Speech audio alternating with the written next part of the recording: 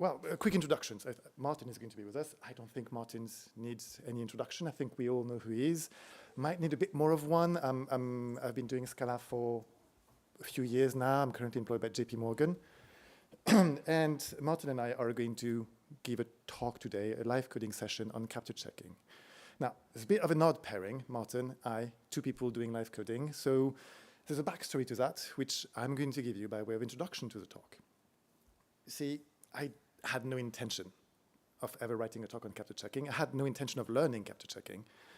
It was really an accident that the whole thing happened. What happened was I noticed a pattern when Martin would go on stage and talk about capabilities to explain how they would enable us to use a direct style of programming without losing any of the cool properties afforded us by continuation passing style and monadic style. And whenever he went on stage to talk about that, at some point he'd always say something like, and of course, for all that to work, to work reliably, we're going to need capture checking to work, but that's just a detail. That's just a detail. That's a sentence I had used many times, and it was usually either a grand act of self-delusion, or because I was trying to convince some manager to approve a project that I should not approve at all. So I thought, that's interesting. Why would Martin present it like that? And so I decided to learn a little bit about capture checking, which was difficult because I don't know if you've tried. I don't know if you looked at the documentation. It is not meant for regular people like us. It's meant for people who can write and read academic papers. My brain's not wired that way. I don't know about yours, but mine certainly wasn't. So documentation is not great. The error messages are amazing if you are the author of capture checking. If you're one of the users, however, they make no sense. But that makes sense, though. The entire point, it's in development. So the error messages are meant for the authors to understand what the bug actually is. So it all made sense, but it made the whole experience very hard for me. But, you know, I wasn't thinking clearly at the time. I was traveling. I just had been in Tokyo. I was finding myself in Hawaii because apparently that's my life now. And my brain was in one time zone, my body in another. They were not talking to each other. So I thought, why not? Why not learn capture checking? It took me about a week. It was a bit painful. But after a week, I felt, right, OK, I think I understand it. Not everything. There are some aspects of it which are just a little weird. I mean, capture set polymorphism is a little complicated. Rich capabilities, who even knows what that is? Martin, hopefully, but I don't. Sorry?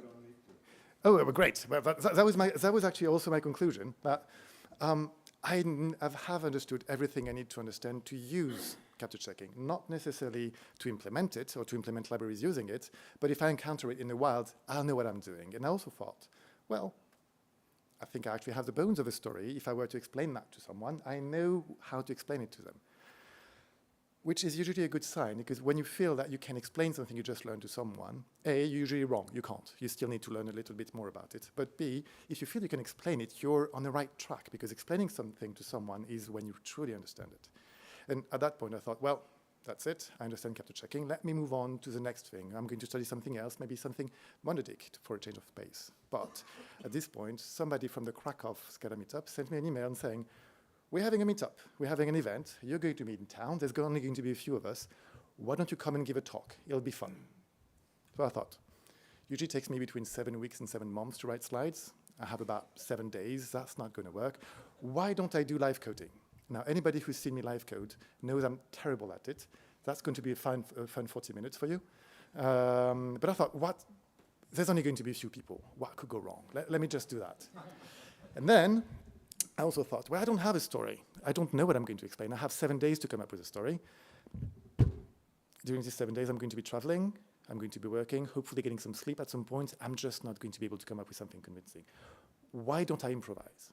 Now, if anybody's ever seen me speak, I don't do improvisation. If anything, I over-prepare massively because I'm not quick-witted enough to do improvisation. It's just not my thing at all. But I thought, that's telling you how jet-lagged I was. I thought, why not? Why don't I improvise? There's only going to be a few of us. What's the worst that could happen? Glad you asked. I can tell you very precisely what the worst that could happen was, because it did happen. First, I was told there was only going to be a few people. That was a novel definition of a few, a definition I had not been previously aware of, because there were more people than here tonight, I think. There were people in the room. I don't know why they came. They did not know Scala, didn't want to learn Scala, not interested at all, but they just showed up and enjoyed it. So that part was a little bit weird. Also, Martin and Zainab, two people whose opinion matters to me, who I respect, and I'm vaguely terrified of, hello Martin, showed up. On the subject of Martin, also, Martin came up with capture checking. Martin invented the whole concept, has his name on every paper on the subject, spearheading the development, knows everything there is to know about capture checking. All statements who most emphatically do not apply to me. And yet I was going to be on stage explaining that to Martin. So that was a bit awkward. You can see how maybe I felt I was trapped a little bit. But luckily, Martin, probably sensing my discomfort, and ever the gentleman, said, well, don't worry about it. What we'll do, we'll both go on stage, you write the code, and I'll criticize it, make fun of it, and give the context for everything. Great. I got to do two things I'm not really good at, live coding and sharing the spotlight. I think all in all it went well. We were supposed to talk about 20 minutes. We spoke for an hour and a half. Don't worry, organizers. I'm sure we're going to keep to the schedule this time. And at the end, I believe most people learned a little bit more about capture checking than you going in. I certainly did. And Martin, a few days later, submitted a PR in which he fixed a bunch of usability issues that we had discovered was playing with it. So that was fun. That was a fun evening. And at the end of the evening, Martin came to me and said, well, that was fun. We should do it some other time.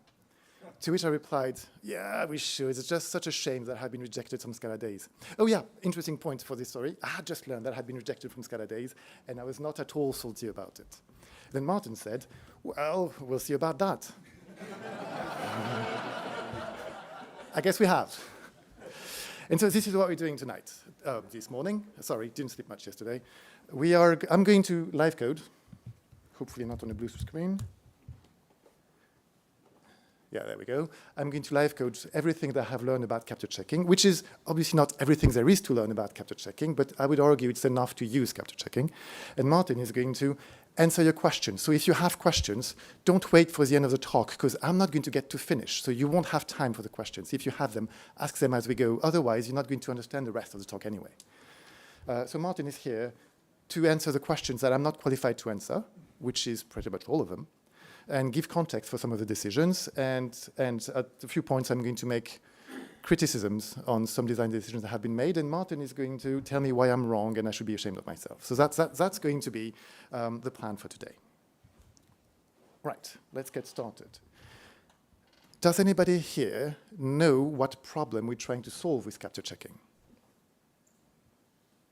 Well, that's encouraging. Yep, yes, well, you're cheating a bit, but yes, sure, Jamie. Have safety, but without boxing in a bunch of closures and binding up your memory. Is an interesting take on it. That's not all my answer. I hope my answer is better than yours, because otherwise that's going to be boring. No, by which I mean, if you're correct and I'm wrong, then I'm going to be talking shit for an entire 40 minutes. So I hope that's not the right answer.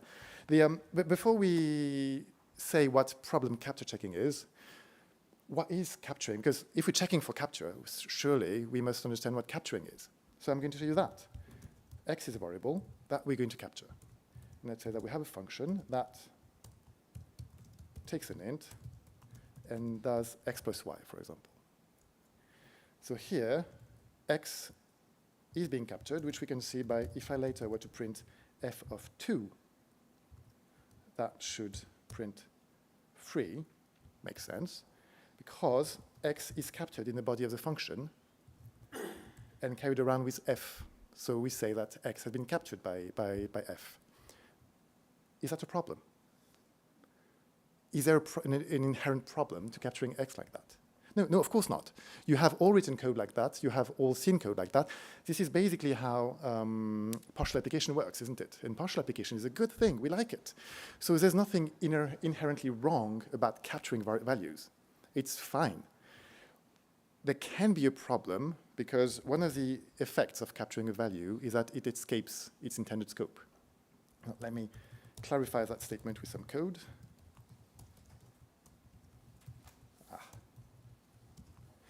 I usually type better than that, but you know, people are watching, so I get nervous. And so here, I'm going to wrap everything in a create fun, and clearly, the scope of x here is the body of create fun. It does not exist out of create fun. X is scoped to that function, and yet if later I were to do that, then if I were to print f of 2 again, I get the exact same result. No, I don't. What? Yes, that works better. I get the exact same result. And here, clearly, x has escaped its lexical scope, its intended scope. Still not a problem, is it? That's still relatively fine. It's still partial application. We're completely fine with that. It can be a problem in some cases. So I'm going to give you 2 examples of why it's a problem. The first one, if you've ever read anything about capture checking, you have seen it because every single paper, every single bit of documentation uses that example. Martin used that example yesterday during his talk. It's to do with the try with resource pattern, where you acquire a resource, you work with a resource, and you release the resource. That is something that back in the old Java days was really painful to do because you had to do everything by hand. And you had to do error handling. You had to, if an error happens before we open the stream, then we throw that error. But if the stream is open, then we have to close it and then throw an error. But if an error happens while closing the stream, what do we do? It's not that hard. It's just very painful and easy to get wrong. And so in Java, we now have the resource pattern. So let's say I want to work with a file.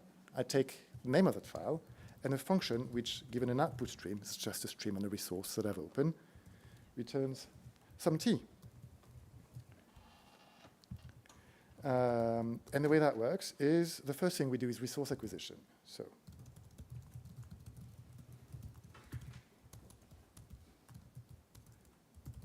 that's going to be resource acquisition. Then we work with that resource. We release the resource and return the result. Right? So that makes sense. This function withFile does all the handling of acquiring the resource, doing the error handling. I'm not doing that here because there's a lot of boilerplates that I'm not actually sure I know how to write any longer.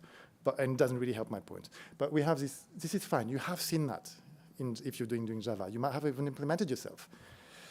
Now, this is problematic because I'm going to call that nasty to make it clear that we're doing something that we shouldn't be doing. Let's say that nasty, with file takes, say, log.txt. And that takes an output stream and then takes some integer and writes it. It's perfectly reasonable, isn't it? There's no reason not to write that. Can anybody tell me what happens if I were to try and print and do that, for example? Does anybody have any idea what's going to work? Come again? Kaboom, right, yeah. So we have at least one person who paid attention to Martin's keynote yesterday. That's not a very good number. I was hoping for more people, but that's going to throw an exception because the stream is closed. Does everybody see why, or do you want me to run you through it? Run you through it, okay. So what happens, if you look at it, the stream is opened. I create this. This is my function, right? A function which captures out. And after it's been captured, the stream is closed, and I return the function. So by the time I call nasty, the stream will have been closed, and we get an exception. So this is something we'd like to prevent people from doing, because it would be a lot nicer if the compiler could tell us, no, that stream is going to be closed. That stream you should not capture it. You're not allowed to capture that. And that's the kind of bug we want to avoid with capture checking. Another example that I want to use, because the try resource pattern is absolutely everywhere, to the point where it feels that's the only one problem that we're solving with capture checking. It's not. It checks for a whole set of problems. And I want to show you another example. Imagine you're working in a security API where you handle secrets. And you might want some secrets to only be available in a very scoped bit of code. Maybe you use that secret to open a connection to a database, and you return the database, and the secret has never been leaked anywhere. So I'm going to need some secret type, which I'm going to say it's a string. Let's make that opaque, because those are cool. And we can do with secret basically the same thing as before. Given a secret, returns a t. We're going to create a secret.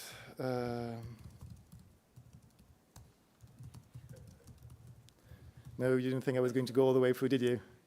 And then the result is going to be f of secret, and I return the result.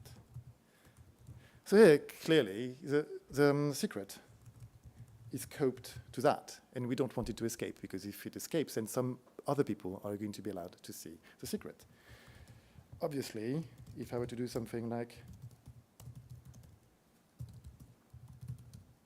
identity, what do you think happens here? Let's see. It's not it would help if I commented that out. And my secret has just been leaked. And here, it's not to do with resources. It's not to do with the state of some resource or some mutable state. It's to do with semantically, I don't want the secret to ever escape that, because my entire contract is it cannot escape that function. And so it'd be nice if we had a way of preventing this kind of bugs. And, well, I don't have a PhD in computer sciences. I'm not equipped for that. But I have friends who do and who told me, nowadays, if you want to get a PhD in computer sciences, if you're a student trying to do a PhD, it's a good idea if your thesis is on type systems. It's a cool idea if you can do things with types. And if you really want to maximize your chances, what you should do is something about dependent types. What do you reckon the LAMP team, who's mostly composed, I think, of students trying to acquire a PhD in computer sciences, what do you think they used as a solution for the problem of capture checking? Please interact. No, laughing is not interacting. Somebody give me the answer. I gave the answer 5 seconds ago. So anyone? Thank you, finally. This is going to be very boring if I'm the only one talking, because first, Martin is not going to answer any of your questions if you don't ask any question. And you're more entertaining than I am, so please interact. Right, so, yes? Would there be any way where you could like basically enable some compile flag and the compiler will just yell at you if you did this, like just like, or would you have to kind of like know that like I don't want like I know that like this function could be used for nasty stuff and therefore I have to annotate it with that, or like basically. I mean, we said variable value escaping is not inherently wrong. We don't want to prevent any value from escaping, because if we do, we can't do, for example, partial application. So you don't want the compiler to keep track of everything and say, this variable this value is escaping, and that's bad. You don't want the compiler to do that for you, because otherwise it's going to prevent some escaping that you want to enable. So we do need to say, no, this value right there, that can't escape. Yeah, I think that's a good question. And you haven't explained yet essentially how we label things to be tracked in this form. Like you said, we don't want to track everything, but so like Nicolas said, we don't want to track everything, so the question is open, how do you do that? And I guess you get to that next. That's what I'm getting at. But it's not a compiler flag, it's on a per value basis. And so, as I said, yes? I have another question. So there are kind of, it seems to me at least, that there are two distinct problems. The first problem.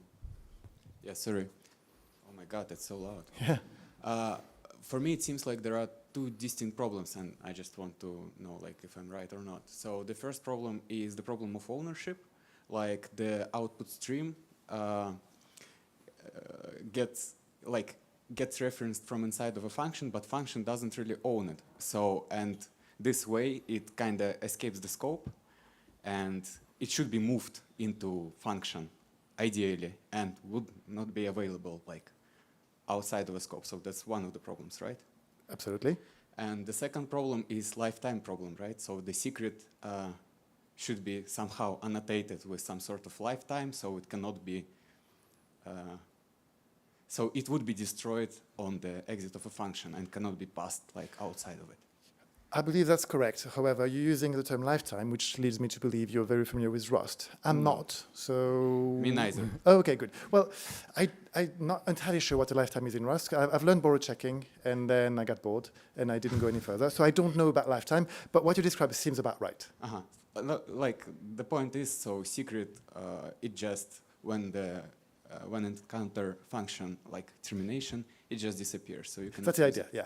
Okay, so there are two problems. Well, there's just two sides of the same coin, aren't they? It's just we want to make sure, for whatever reason, that this value is never used outside of the scope in which it's been defined. In the case of secret, we just want it to be destroyed. In the case of, but Martin might have a more intelligent answer than mine. So lifetime and borrowing and moving, that's imperative concepts, right? So you say a thing lives and then it doesn't live anymore, so that's effects. And here the challenge is to describe similar things and equivalent things in the end without referring to these things. So now that in our lifetimes, all we talk about is essentially program values that are in this thing, and we put them up in the types. Yeah. Cool. All right. So, yes. I think you would say that you move a value to the output stream. So if you move the value like out to the function, then the function would be responsible for releasing the resource, so closing it, right? But here it's not what we are doing. Here the thing that's responsible for closing the resource is still the with file closure, right? So if we would think in terms of Rust and in terms of moving, then the responsibility of closing the resource would be moved as well, right? So it's not, I think, a different concept that what we are trying to do here. That's fair enough. Okay, so dependent types. I'm using maybe a slightly loose definition of dependent types here, in which I'm saying a dependent type is a type that is indexed by a value. Now, I'm going to give you a concrete example, because that's a bit, the first time I heard that was gobbledygook to me. The values that we're going to use to index types with are the values that are captured by the type. So let me give you a concrete example. Capture set. I'm going to be creating lots of values, so I'm going to create a class A, because that way it's very short for me to create, to say just new A parenthesis. I don't want a long one. And let's say that I have some value A1 of type A. And I can say that A2 of type A as well captures A1. I hope it's clear to everybody that A2, being an alias of A1, captures A1. If A2 leaks, if A2 escapes its scope, then A1 will as well, because A1 and A2 are the same thing. And the way you express that at the type level is with this. So the type A is annotated with this thing, which is called a capture set, which is a set of values that are tracked by that type. And that allows the compiler to know whenever it's manipulating a value, by the type of the value, it knows this encompasses all of these other values that I don't want to allow to escape. So that'd be lovely. Of course, that does not compile.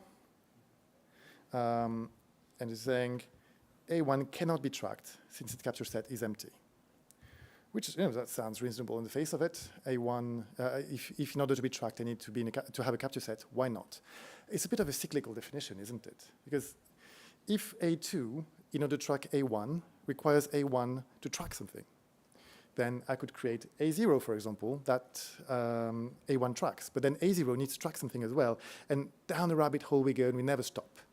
It's a bit like if you're trying to recurse on a list that doesn't have an empty list case, doesn't have a nil case, you'd never reach the bottom. So in order to solve that problem, we have the capture checking equivalent of nil, which is called cap. You'd assume cap is for capture checking or capture. It's not. It's about capability. And that's one of the things that surprised me at first when I started working with capture checking. Everything is about capabilities, but it solves a much more general problem than capabilities. I think when we talked about it, Martin, I think you said, well, yeah, but we developed it in the context of capabilities and we did names, so we just capability and that works. That's roughly the rationale. There's nothing deeper than that, right? There's overlap, but I mean, okay. You can have capability systems that don't do capture checking, strictly down.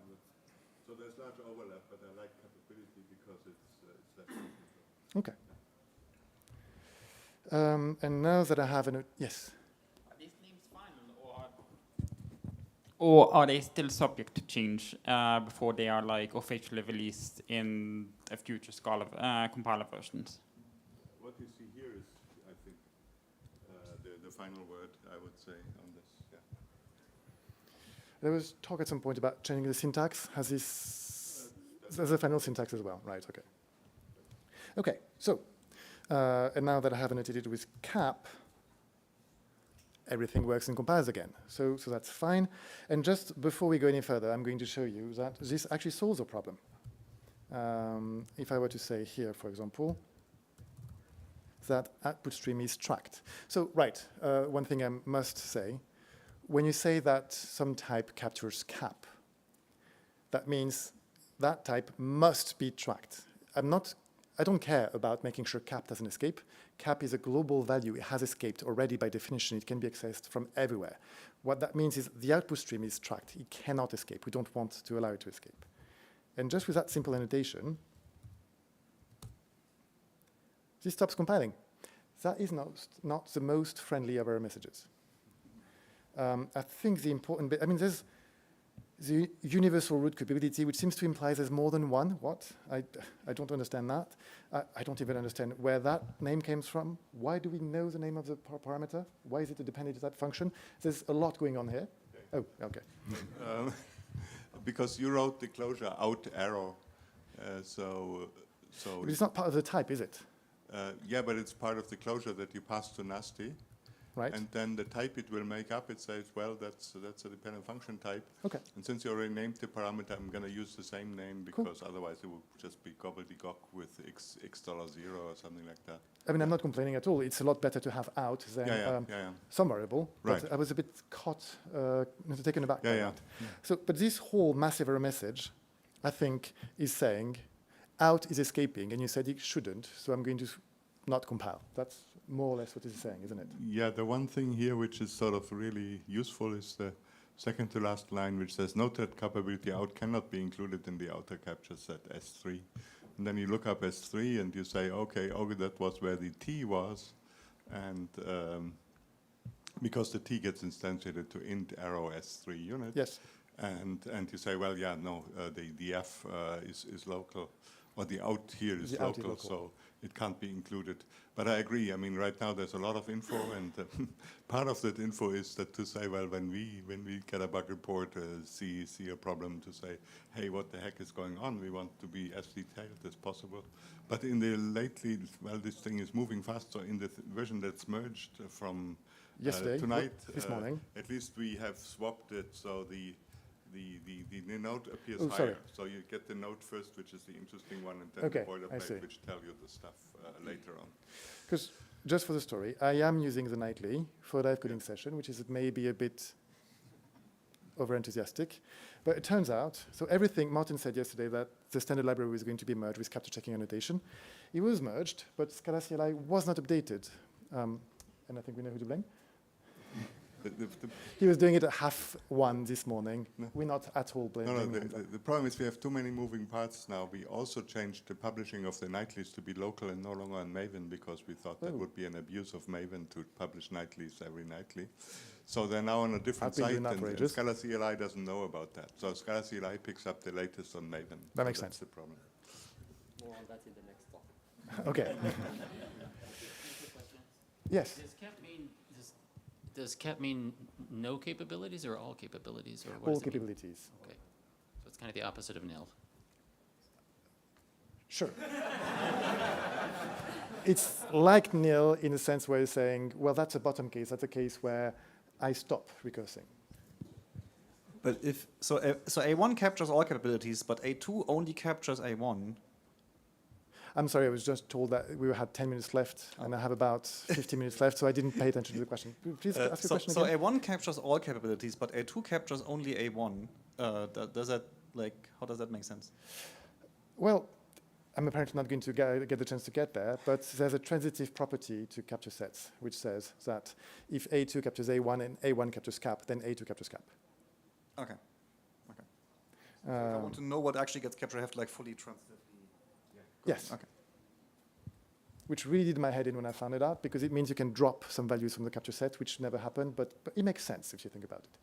Can I create a type which says that it always needs to be tracked, like a custom output stream? Yeah, you can. So that whenever I use an output stream, it always needs to be tracked. Well, you can. That was one of the fun things that I discovered as I was working on that, because the documentation says this is done by extending capability. And that was true until 3 days ago. And then I did that. First, let me comment that out, because this is going to prevent it. And now, I've lost my comment. Damn it. There we go. cannot extend seal trait capability. Of course you can't extend a seal trait, but the documentation says you should extend capability. So I was a bit confused about that, and I confronted Martin about it this evening and said, well, of course, Nicolas. Now, as the documentation explicitly does not state, it should be shared capability, because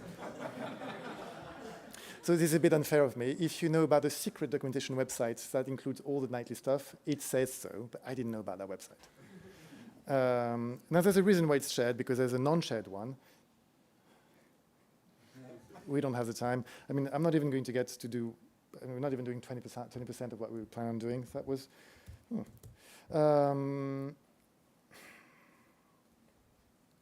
I don't know how I'm going to shorten it. All right, okay. So one thing that I'm going to show, I don't want to do that. One thing that I'm going to show is now this works, and we've seen that it caught the problem. It also catches a problem if I do it with secret. If I say secret is tracked in a with secret function, right? Well, that should solve the problem. This should no longer compile because secret clearly escapes here. And it does fail to compile, but for a very different reason. This message is actually quite clear. Secret is a pure type. It makes no sense to add the capture set to it. I felt a little insulted about that one. Because I would argue, sure, secret is a pure type in that it can't hold a value, and therefore it can't capture a value. That is a fair point. I still want to track it. I still want my secret, which is a string, not to escape. I'm not allowed to, so I have to do something annoying. I have to create a case class. What's a pure type? It's a type that can't contain other values, so integer primitive types, I think. Correct? Pure type is a type that can't capture anything. A pure type is a type that can't capture anything. And yeah. Did that answer your question? Cool. How do you know that the type is pure? Question? how do I know that a type is pure? You can. The simple answer is you extend the pure trait. The fundamental answer is you do it in the self type. So you know classes have self types. What the type of this is, and a pure class says the type of this must be pure. So it can't be extended from anything that is impure. So for instance, object doesn't have a capture set, but it's impure because you can extend it with anything that's pure. But string and other value classes, they are pure, and you can also, for instance, sequence in the new standard library explicitly extends pure to say if you have a sequence, then you can't add a capture set to that. Now, one thing, Martin just told you have to extend pure. I'm going to guess in 2 days it's going to be shared pure. So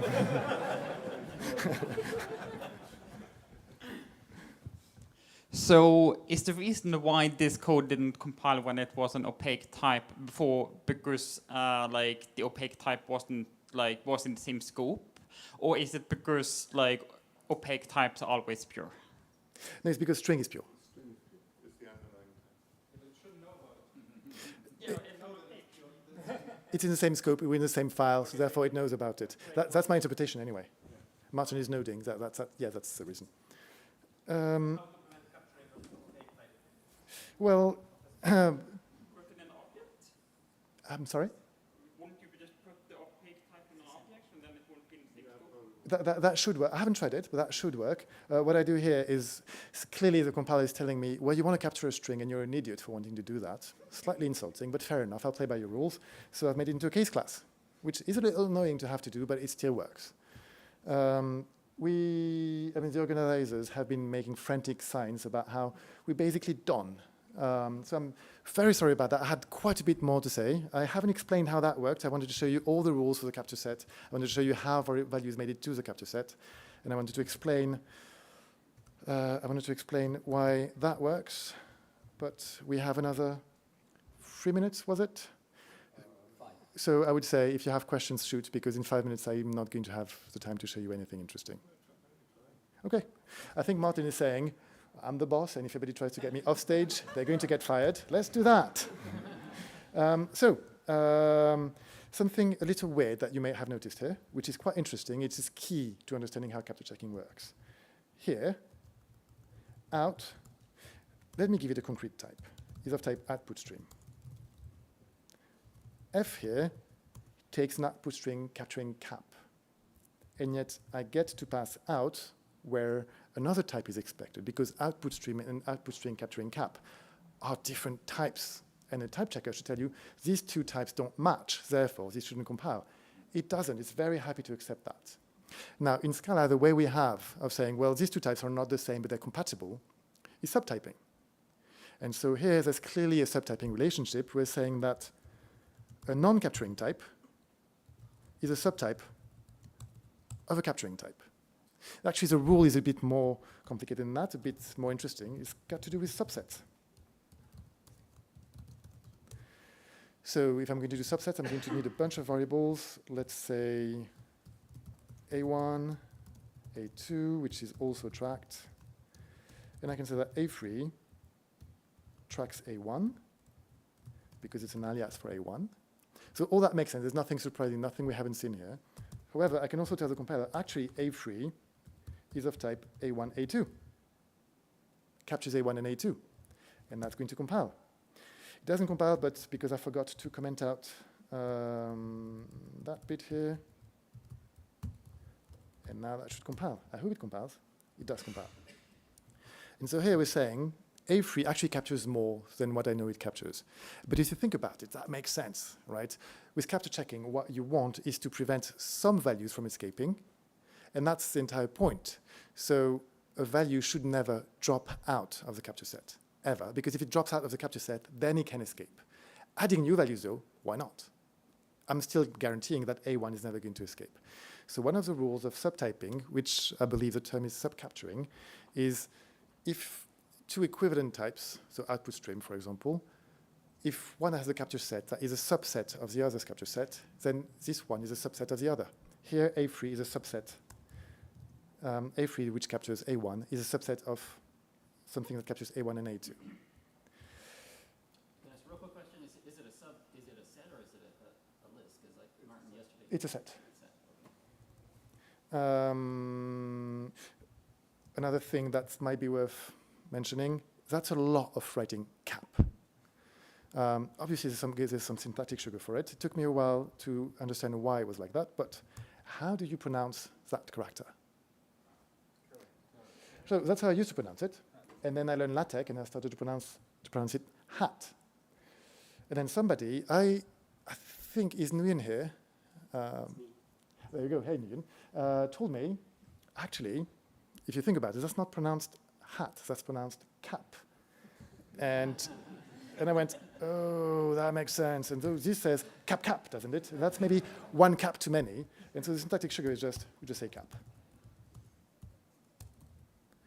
So, yes?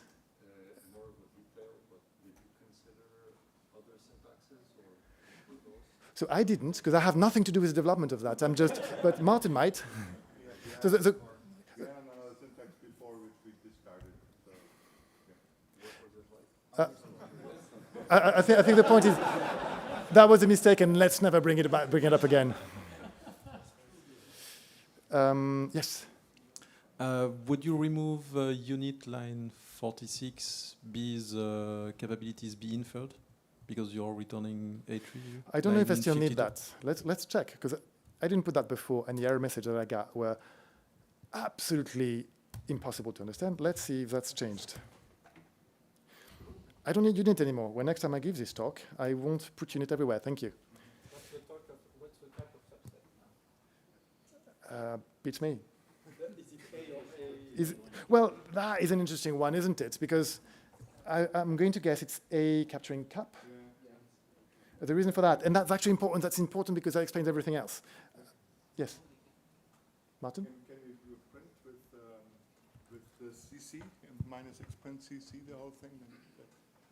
I don't know what you mean. Tell me what to type. Just write subset and see what type you get. Minus O minus Yeah. sprint CC. Yeah. Now you have to run it. Oh, it's not in C. And let's see what the error is. Yeah, right, exactly. Yeah. Okay. Well, that's weird. How does it know about A1 and A2? They're not in because scope. It did the test inside the function where it knew the int, and it did see the as A1 and A2. Okay. Still. Make subset inferred and then write val x colon int equals subset. That should work. Okay, let's try that. That is a bit weird, isn't it? Still not. Hamza is going to kill me. Okay. I'm sorry. I wish I could be talking for another hour, but I don't think so. I'm not that scared of Hamza. However, he's boss. I don't want to cross her. Daria, I don't know if you've met her. She's a bit intimidating. So I'm afraid we're going to have to stop here. I'm very happy to, if any of you want to talk about it some more, or if you want to have a fifth track, a secret track in which we hijack a room and keep talking about it, I'm happy to do that. But for the next 2 hours, there's going to be further talks and capture checking, which hopefully are going to go a little further than I managed to get. Again, very sorry about that. I thought it was going to go a bit faster. But it was good having you. Thank you, Martin, for all the explanation and the context. And I hope you have a lovely Scala days.